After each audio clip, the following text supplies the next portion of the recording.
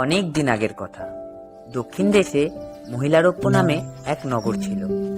সেখানকার রাজপ্রাসাদে বাস করত এক প্রজাবৎসল রাজা। তার নাম অমর শক্তি।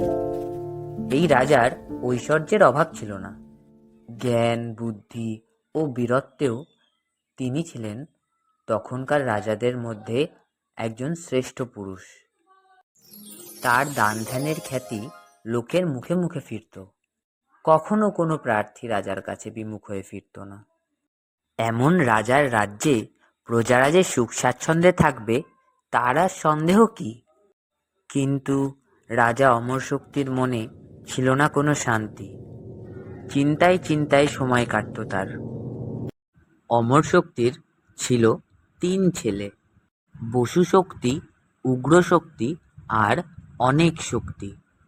3 জনেই ছিল গবেটের শিরোমণি। আবার যেমনই চঞ্চল তেমনই অশান্ত। লেখাপড়ার নামও তারা কেউ মুখে আনত না। দিন রাত মেতে থাকতো খেলাধুলো আর দুষ্টুমি নিয়ে। একদিন তাদেরও যে রাজা হতে হবে, রাজ্য রক্ষা এবং প্রজা পালনের দায়িত্ব নিতে হবে।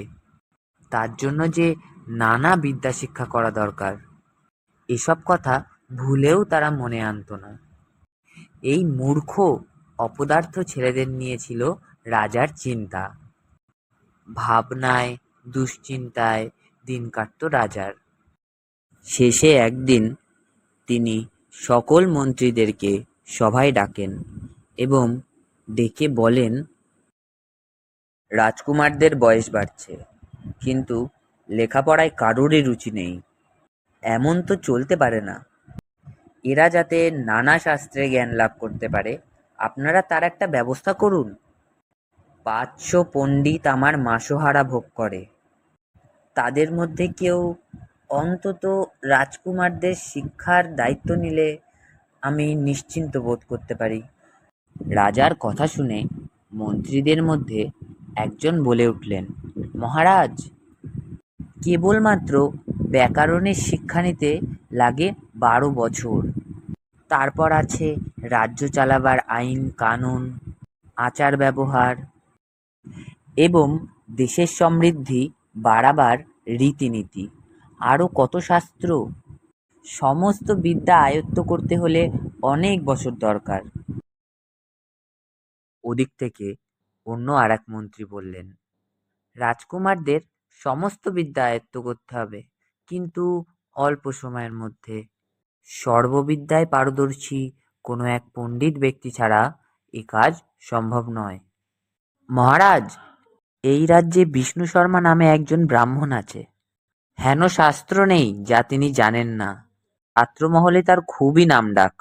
আমার বিশ্বাস তিনি অল্প দিনের মধ্যেই কুমারদেরকে শিখিয়ে পড়িয়ে মানুষ তৈরি করতে পারবেন।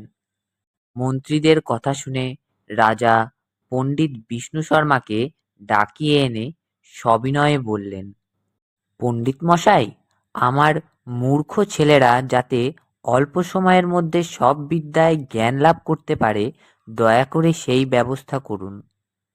আমি আপনাকে কথা দিচ্ছি, আমি আপনাকে 100টি গ্রাম দক্ষিণায় দেব। বিষ্ণু শর্মা তখন রাজাকে বললেন, মহারাজ, আমি বিদ্যা দান করি। 80টা বছর বয়স হলো আমার, কিন্তু কখনো বিদ্যা বিক্রি করিনি। ধনসম্পত্তির লোভ আমার নেই।